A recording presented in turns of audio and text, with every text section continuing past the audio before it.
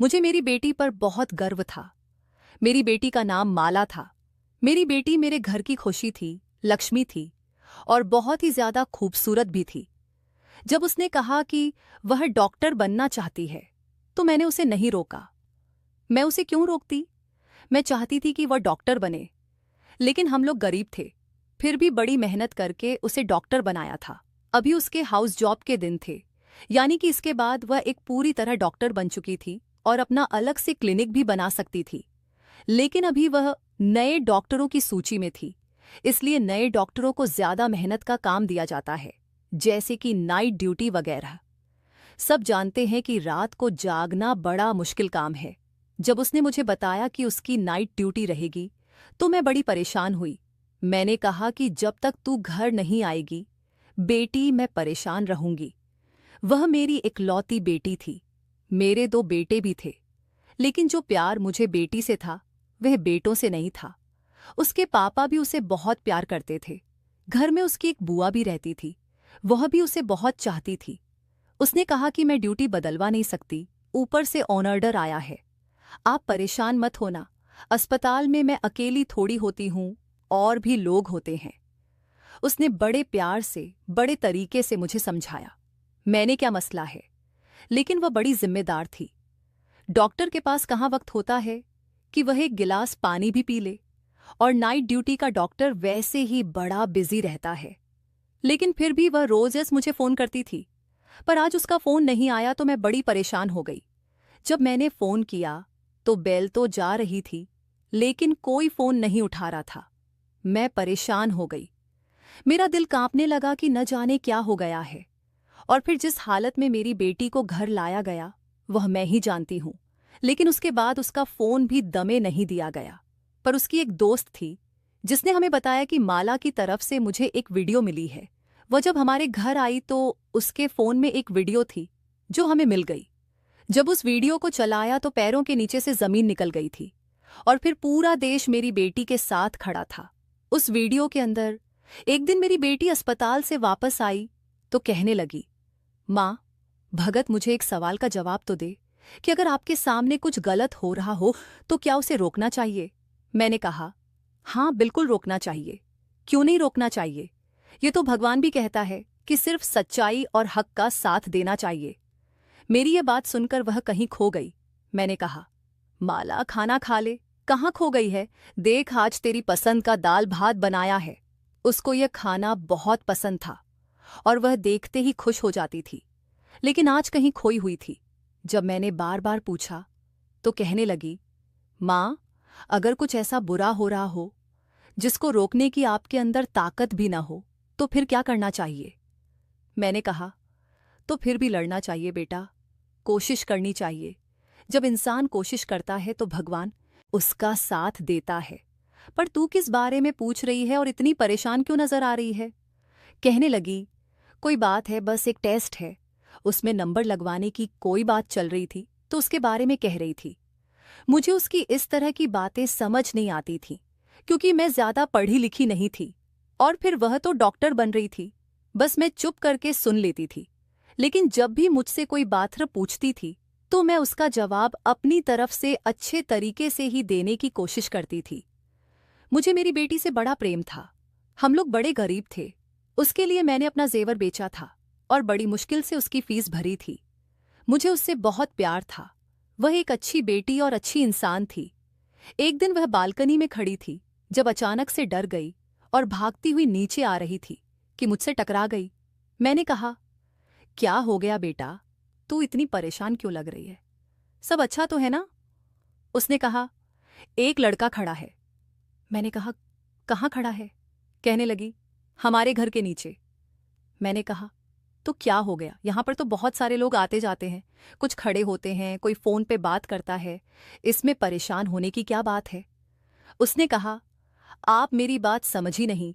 वह न रोज यहाँ पर आता है और हमारे घर की तरफ देखता है।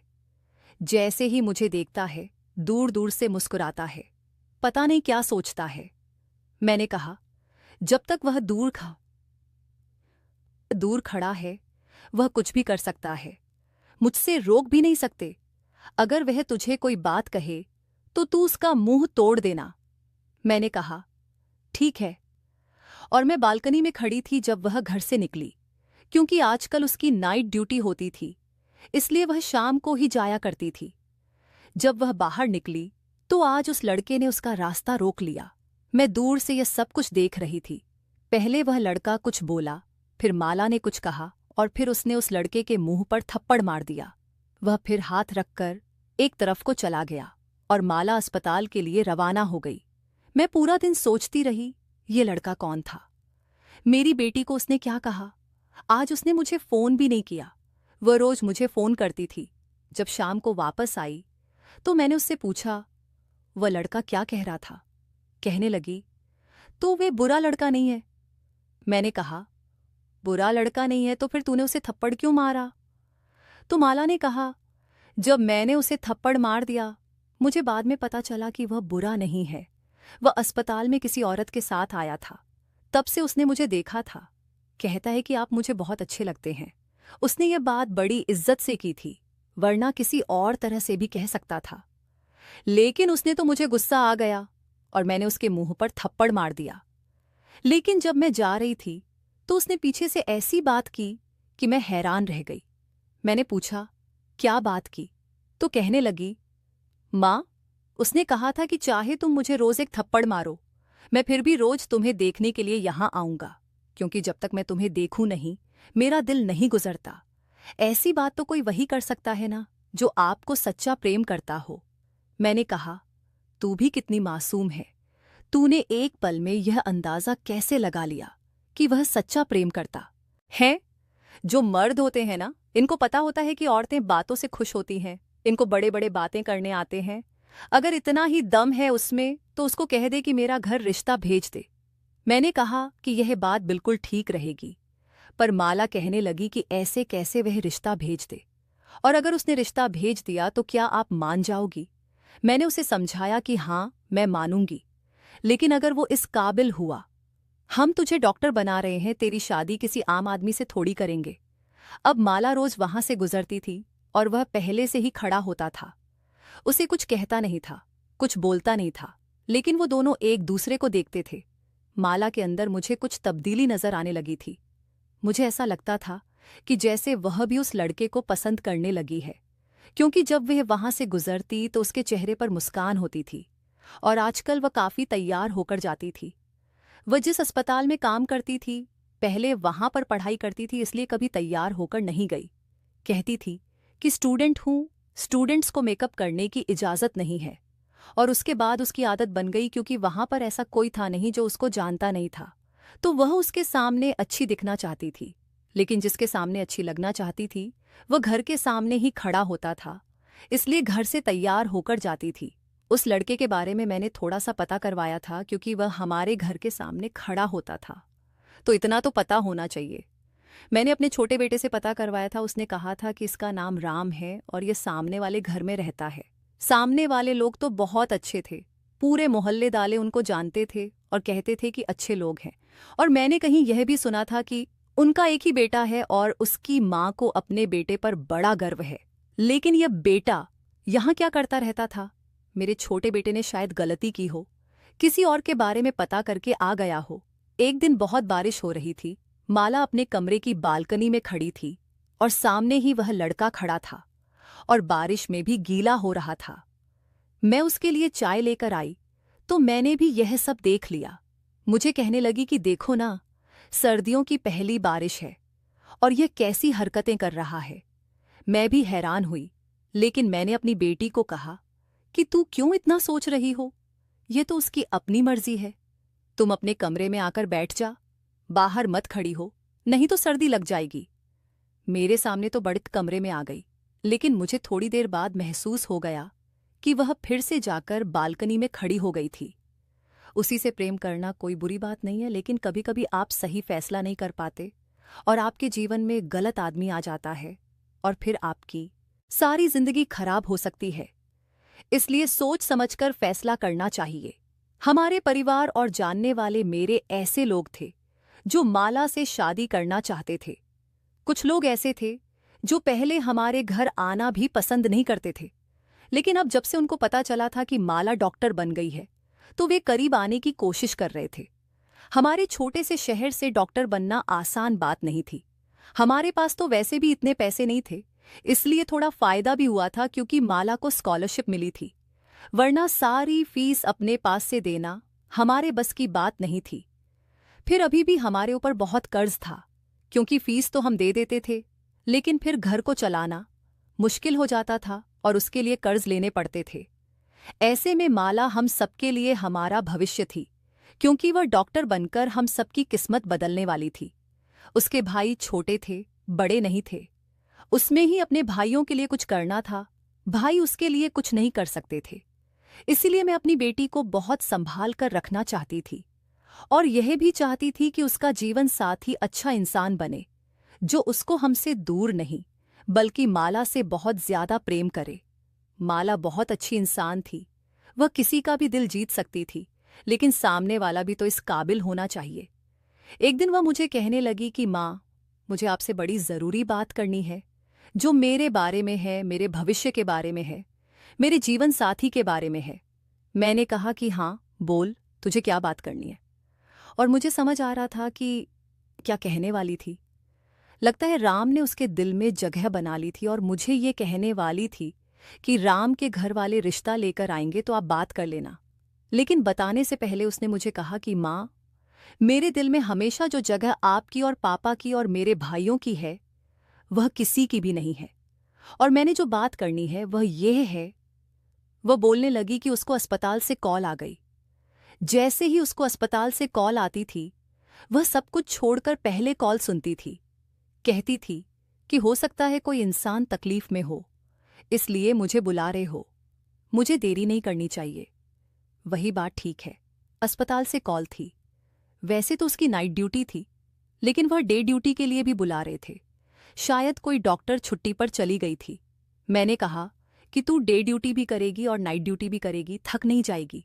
तो कहने लगी कि एक ही दिन की तो बात है, नहीं थकूंगी, वापस आकर सो जाऊंगी।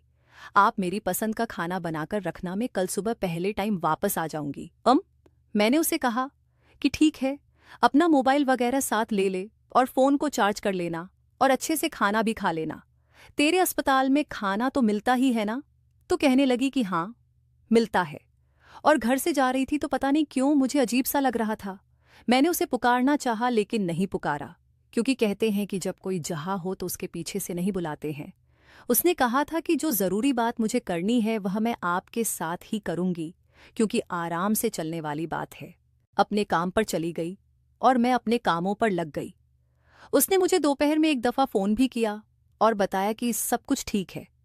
फिर उसने मुझे शाम को भी फ़ोन किया और कहा कि बस आज थोड़ा काम ज़्यादा है, लेकिन मैंने खाना खा लिया था।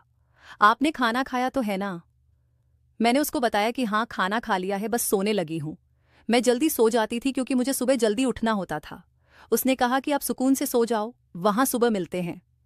मैंने कहा कि ठीक है और मैं सो गई। और मुझे क्या पता था कि इस रात के बाद मुझे कभी सुकून की नींद नहीं आएगी।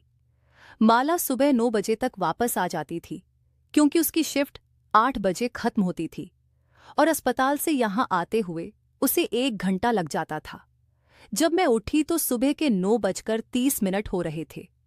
मुझे लगा कि वह अपने कमरे में आकर सो गई होगी, लेकिन उसे बिना कुछ खिलाए मैं सोने नहीं देती थी, क्योंकि फिर वह शाम तक सोती थी। मैंने उसे कहा था कि आप ही मुझे जगा दें, मैं खाना निकाल कर दे दूंगी। लगता है वह बहुत थकी हुई थी। मैंने प्लेट में खाना निकाला, उसको गर्म किया और अपनी बेटी माला के कमरे की तरफ चल पड़ी। लेकिन जब अंदर गई और लाइट ऑन की तो हैरान रह गई, वो तो यहाँ पर थी नहीं और कमरा तो बिल्कुल साफ सुथरा पड़ा था। मैं समझ गई कि लगता है उसे आने में देरी हो गई। मैं बाहर गई तो आज वह लड़का भी नहीं खड़ा था। मैं हैरान हुई, क्या आज वह पीछे क्यों नहीं है? इस समय खड़ा होता है, क्योंकि उसको भी पता होता है कि माला वापस आती होगी। आज क्यों नहीं खड़ा? कहीं बीमार तो नहीं होगा? मैं तो माँ हूं ना, माँ के दिमाग में तो ऐसी ही बातें आती हैं कि माला मर तो नहीं गई, कुछ और तो नहीं गया है। मुझे पूरा यकीन था कि माला उसी के बारे में बात करने वाली थी और मैं अभी से ही सोच रही थी कि वह लोग रिश्ता लेकर आ गए तो क्या मुझे रिश्ता कर देना चाहिए या नहीं। 2 घंटे गुजर गए, माला नहीं आई, तो मैंने उसका नंबर मिलाया। घंटी जाने लगी और मैं इंतजार करने लगी कि कब फोन कनेक्ट हो और मैं उससे बात करूं। लेकिन वह फोन नहीं उठा रही थी। मुझे लगा शायद वह व्यस्त होगी, और मैं यह भी सोच रही थी कि अस्पताल में कितने बुरे हालात होंगे। डबल शिफ्ट करवाते हैं, और जब शिफ्ट का समय खत्म हो जाता है तब भी उसे वापस नहीं आने देते। कम से कम अब तो उसे वापस भेज देना चाहिए। वह मुझे इस अस्पताल के बारे में बताती रहती थी। वह कहती थी कि यहाँ कुछ भी ठीक नहीं है। हर कोई अपना काम बेईमानी से करता है। कोई भी काम अच्छे तरीके से नहीं करता, चाहे वह सफाई वाला हो या कोई डॉक्टर। सबको पैसों की पड़ी है और कोई न कोई अपने काम में ढील कर ही देता है। मैं उसे कहती थी कि तुम अपना काम अच्छे से किया करो, बाकी सबको भगवान को अपना मुंह दिखाना है और तुम्हें अपना। पर वह कहती थी, हाँ, लेकिन उनकी वजह से मेरे काम पर ही असर पड़ता है। मैंने फिर से फोन किया। घंटी जा रही थी लेकिन वह फोन नहीं उठा रही थी, और आज तक ऐसा नहीं हुआ था। अब मैंने उसकी दोस्त का नंबर मिलाया, वह भी फोन नहीं उठा रही थी। मैं हैरान थी, अब इसके अलावा मेरे पास और कोई नंबर नहीं था। मैं किसको फोन करती? फिर उसकी दोस्त ने फोन उठा लिया। मैंने कहा, बेटा माला कहाँ है? वह फोन नहीं उठा रही है। तो उसने कहा कि हम भी उसे ही तलाश कर रहे हैं। यह बात सुनकर मैं हैरान रह गई। क्या मतलब तलाश कर रहे हो? क्यों, क्या वह कहीं गायब हो गई है? मुझे लगा कि यह लड़की मजाक कर रही है, लेकिन उसे ऐसा मजाक नहीं करना चाहिए था। उसने कहा, मैं आपको थोड़ी देर बाद फोन करती हूँ। असल में माला कहीं मिल नहीं रही है। मुझे लगा कि अस्पताल बहुत बड़ा है, शायद वह कहीं व्यस्त होगी। मिल जाएगी, आप परेशान नहीं हो। मैंने कहा, अच्छा, अस्पताल तो बहुत बड़ा था। एक दिन में आप पूरा अस्पताल देख भी नहीं सकते थे, क्योंकि साथ ही कॉलेज भी था। मैंने उसे कहा, मैं थोड़ी देर बाद फोन करती हूँ। वह बोली, ठीक है आंटी। मुझे उसकी आवाज में परेशानी महसूस हुई। पता नहीं बात क्या थी। मैंने थोड़ी देर के बाद फिर फोन किया और कहा, माला से बात करवा दो। तो उसने कहा, आंटी बात ऐसी है कि वह मुझे अभी तक मिली नहीं है। और अभी वह यह बात कह ही रही थी कि अचानक से उसके मुंह से चीख निकल गई। हाय, क्या हो गया? उसने मुझे कहा, आप जल्दी यहां आ जाए। ये सुनकर मैं हैरान रह गई। मैंने कहा, पर हुआ क्या है? मुझे बताओ तो सही। सब ठीक तो है? मेरा तो दिल बैठा जा रहा है। उसने कहा, माला मिल गई है। मैंने कहा, अच्छा, मिल गई है? कैसी है वह? जरा मेरी बात करवा दो। तो कहने लगी, बात नहीं करवा सकती, बस आप अस्पताल पहुंचिए। जब मैंने पूछा, क्योंकि मुझे ठीक से समझ नहीं आया था, तो वह रोते हुए कहने लगी, अब बस आप आ जाइए आंटी। मैं अब भी सोच रही थी कि अगर यह लड़की मजाक कर रही है तो मैं उसे कभी माफ नहीं करूंगी। मेरे दोनों बेटे घर पर नहीं थे। मैं घर से निकली, सामने राम भी नहीं खड़ा था। मैं तुरंत अस्पताल के लिए निकल पड़ी। रास्ते में भी अपनी बेटी को फोन कर रही थी। अगर वह मिल गई थी तो मेरा फोन क्यों नहीं उठा रही थी? क्योंकि बेल तो जा रही थी। ऐसा तो नहीं था कि उसका फोन बंद हो गया था। फिर फोन क्यों नहीं उठा रही थी? मैं अस्पताल पहुंची तो वहां पर अजीब सा माहौल लग रहा था। अस्पताल में भीड़ तो होती ही है। बाहर कोई एम्बुलेंस खड़ी होगी, कोई रो रहा होगा, कोई चिल्ला रहा होगा, कोई बात कर रहा होगा। ये सब कुछ तो सामान्य था, लेकिन मुझे देखकर लोग अजीब नजरों से देख रहे थे, इधर उधर देख रहे थे, जैसे मेरे से कोई बात छुपाई जा रही है, जैसे कोई ऐसी बात है जो इन्हें सबको पता है लेकिन मुझे नहीं पता है। मैं परेशान तो थी, पर मैं कभी कभी यहां आती थी। उसने मुझे तकरीबन अपनी सारी दोस्तों से और टीचर से और सीनियर डॉक्टर से भी मिलवाया था। मैं रिसेप्शन पर गई और मैंने कहा, तुम्हारा इस टाइम कहाँ होगी डॉक्टर माला? तो उसने कहा, आप दूसरी मंजिल पर चली जाएं, आपको पता चल जाएगा। ये बात भी अजीब सी थी। दूसरी मंजिल पर चली गई तो सामने ही उसकी दोस्त खड़ी थी और बहुत सारे लोग खड़े थे। अजीब सा शो डाला हुआ था। पांव रखने की जगह नहीं थी। ऐसे लग रहा था कि मुफ्त में अपनी चीज बांट रही है या फिर कोई बहुत बड़ी बात हुई है जो ये सब लोग यहां पर जमा हुए थे। मुझे माला की दोस्त ने देखा तो रोती हुई मेरे पास आई और कहा, ये क्या हो गया? मुझे नहीं पता आंटी, मैं वहां पर नहीं थी। अगर मुझे पता होता तो मैं कुछ न कुछ जरूर करती। मैंने कहा, क्या कह रही हो तुम? हुआ क्या है? माला कहाँ है? तो उसने मुझे एक ही लाइन में बताया, माला अब इस दुनिया में नहीं है। और मुझे ऐसा लगा कि जैसे मैंने यह बात नहीं सुनी, लेकिन असल में मैंने सुन ली थी और मेरे दिल तक ये बात चली गई थी। मेरी हालत अजीब सी हो गई थी। तभी वहां पर एक आदमी आया। उसने कहा, आप हैं डॉक्टर माला जी की मम्मी? उनके साथ बहुत बुरा हुआ है। वह मुझे बताने लगा कि हुआ क्या था। वह मुझे ऐसी ऐसी बातें बता रहा था जो आप अपनी बेटी के बारे में कभी नहीं सुनना चाहती थी। दुनिया की कोई भी माँ ऐसी डिटेल नहीं जानना चाहती होगी जैसी वह मुझे बता रहा था। जब उसने कहा कि 20 लोग थे, तो मैंने हैरान होकर उसकी तरफ देखा। मैंने कहा, क्या कह रहे हैं आप? 20 लोग थे? मेरी बेटी 20 लोग? वह लोग 20 थे। मेरी बेटी के साथ क्या किया उन्होंने, वह मुझे पहले ही बता चुका था। लेकिन अब मुझे समझ आई थी कि कितना बड़ा अनर्थ हो गया था। मेरी हालत बुरी हो गई।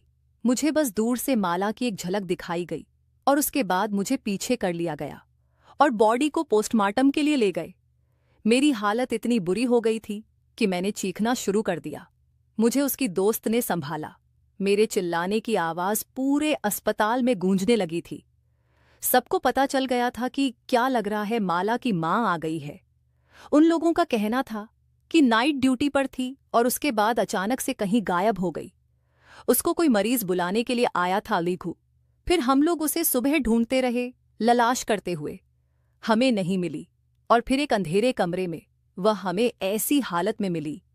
हमें लगता है कि उसके साथ यह सब कुछ करने वाले 20 लोग थे, लेकिन वह कौन थे, कहाँ से आए थे, ये किसी को नहीं पता। और वह अब इस दुनिया में नहीं है। लगता है उसने खुदकुशी कर ली है। अस्पताल वालों ने हमें बहुत तंग किया, बहुत जलील किया। हमें बॉडी नहीं दे रहे थे। कभी कह रहे थे आपकी बेटी ने लगता है अपने किसी दोस्त को बुलाया था और मामला खराब हो गया। कभी कह रहे थे कि एक दोस्त नहीं था, 4-5 लोग थे, यानी कि बॉयफ्रेंड थे। कभी कोई बात करते और जो बॉडी की हालत थी वह हम ही जानते थे। किसी तरह से आखिरी रीति रिवाज किए गए, लेकिन अब हमारे पास कोई सबूत नहीं था। सारा देश हमारे बेटी के लिए खड़ा था। सब उसकी तरफ से इंसाफ सांग रहे थे, लेकिन हमारे पास ऐसा कोई भी सबूत नहीं था जिससे हमें यह पता चले कि हुआ क्या था। अस्पताल वालों ने जो रिपोर्ट जारी की थी उसमें लिखा था कि डॉक्टर माला ने आत्महत्या कर ली है। लेकिन वह ऐसा कैसे कर सकती थी? वह तो मुझे कुछ बताना चाहती थी। घर से हंसती हुई निकली थी। इसकी आंखों में ढेर सारे सपने थे। तो फिर एक ऐसा इंसान कैसे आत्महत्या कर सकता है? वह डिप्रेशन में नहीं थी, वह बिल्कुल ठीक थी। उसके साथ कुछ मसला नहीं था। हमने कहा कि उसका फ़ोन कहाँ है, वह हमें दे दें, उसका बैग वगैरह दे दें। उन्होंने हमें सारी चीज़ें वापस कर दीं। उसकी चीज़ें ऐसी थीं जो टूट चुकी थीं, लेकिन उन्होंने हमें माला का फ़ोन नहीं दिया। हम हैरान हुए कि फ़ोन क्यों नहीं दिया, तो कहने लगे ये सबूत के तौर पर हमारे पास रहेगा। लेकिन उन्होंने राहुल का क्या करना था? जब खुद कह रहे थे कि आत्महत्या ही है, तो फिर सबूत किसको दिखाना था? बहुत कोशिश की थी, किसी तरह उसका फ़ोन मिल जाता, क्योंकि फ़ोन से ही पता चल सकता था कि उसकी ज़िंदगी में क्या चल रहा था। लेकिन उन्होंने उसका फ़ोन हमें नहीं दिया। इस बात को 3 दिन गुजर गए थे और 3 दिन से मैंने राम को भी नहीं देखा था। क्या उसको पता नहीं था कि माला के साथ क्या हुआ था? वह तो इस दुनिया से भी चली गई थी। ये बात तो सारे देश में फैल चुकी थी। तो फिर उसको क्यों नहीं पता था? लगता है वह डर गया था और अपने कमरे में बैठा था। बाहर नहीं निकलना चाहता था कि उसे भी पूछताछ न हो जाए, क्योंकि पता नहीं कितनी दफ़ा यहाँ पुलिस आई थी। मेरी जो हालत थी मैं नहीं जानती हूँ। एक तो मेरी जवान बेटी, जिसको मैंने मुश्किल से डॉक्टर बनाया, इस दुनिया से चली गई है, और यह जानती हूँ कि वह कैसे गई। मुझे रातों को नींद ही नहीं आती थी। मैं पूरी पूरी रात रोती रहती थी। सब लोग इंसाफ मांग रहे थे, लेकिन जो मेरे साथ हुआ था वह कभी ठीक नहीं हो सकता। मेरी बेटी तो कभी वापस नहीं आ सकती। हमारे घर की लक्ष्मी, मेरी बेटी, इस दुनिया से चली गई। अब उसे कभी वापस नहीं आना था। इंसाफ मिलता तो किसको मिलता? एक माँ के लिए हिसाब क्या हो सकता है? क्या मुझे मेरी बेटी को ही वापस लाकर दे सकता था? 1 हफ्ता गुजर गया तो माला की दोस्त अचानक हमारे घर आई और उसने कहा कि मुझे माला की तरफ से एक वीडियो मिली है। उसने कहा कि शायद माला ने उसी वक्त यह वीडियो भेजी थी, लेकिन मैंने भी नहीं देखी थी। मैं बहुत व्यस्त हो गई थी, और डर भी गई थी, क्योंकि मुझे धमकाया गया था और कहा गया था कि अगर कुछ कहा तो अंजाम अच्छा नहीं होगा। उसने बताया, मेरे पास माला की आखिरी वीडियो है, इसके अलावा हमारे पास उसकी कोई याद नहीं है। वीडियो 45 मिनट लंबी है, मैंने अब तक देखी नहीं है, लेकिन मैंने सोचा कि आपको बताना जरूरी है। हमने तुरंत वीडियो को टीवी के साथ कनेक्ट किया ताकि सभी लोग देख सकें। सभी माला को देखना चाहते थे, लेकिन जब वीडियो देखी तो हम हैरान रह गए। ऐसा लग रहा था जैसे यह वीडियो उस पल की है जब वह सब लोग वहां से चले गए थे। माला की कसम खाकर कह रही थी कि वह जिंदा थी और उसने यह वीडियो बनाकर अपने दोस्त को भेज दी थी। शायद उसने इसे अपने अकाउंट से डिलीट कर दिया था, इसलिए उन लोगों ने अब तक हमसे नहीं पूछा कि क्या आपको कोई वीडियो मिली है या नहीं। उसकी हालत बहुत बुरी थी, उसके चेहरे से साफ झलक रहा था कि वह दर्द में थी। वह कह रही थी कि अस्पताल वाले कुछ बहुत बुरा कर रहे हैं, मुझे सब पता चल गया है, इसलिए उन्होंने मेरे साथ यह सब किया ताकि मुझे चुप कराया जा सके। मरीजों के साथ अच्छा नहीं हो रहा है, बहुत से बुरे काम हो रहे हैं अस्पताल में। थोड़ी और जानकारी देने के बाद उसने कहा, माँ, मुझे माफ कर देना और रात से भी कहना कि मुझे माफ कर दे। मैंने उससे शादी करने का वादा किया था और मैं तुमसे यही बात करने वाली थी, लेकिन अब मैं जिंदा नहीं बच सकूंगी, कोई मुझे नहीं बचा सकेगा। वह अपने भाइयों के नाम लेने लगी। परेशान नहीं होना और तुम लोग मेरा बहुत ख्याल रखना। आखिरी में उसने कहा, मैं तुम सबसे बहुत ज्यादा प्यार करती हूं, तुम सब मेरे लिए बहुत खास हो। जहां भी रहूंगी तुम सबको याद करती रहूंगी, मेरे लिए उदास मत होना। यह वीडियो देखकर मेरा दिल बहुत दुखी हुआ। माला की दोस्त कह रही थी, इस वीडियो का कुछ न कुछ करके हम इंसाफ दिला सकते हैं। मैं फिर से इतने बड़े दुहक में चली गई थी। एक हफ्ते बाद हमें पता चला कि राम ने आत्महत्या कर ली थी। जब उसे पता चला कि माला के साथ इतना बुरा हुआ और अब वो इस दुनिया में नहीं है, तो उसने भी जहर खा लिया। उसने अपने आप को खत्म कर लिया। ये खबर सुनकर हमें और भी ज्यादा बुरा लगा।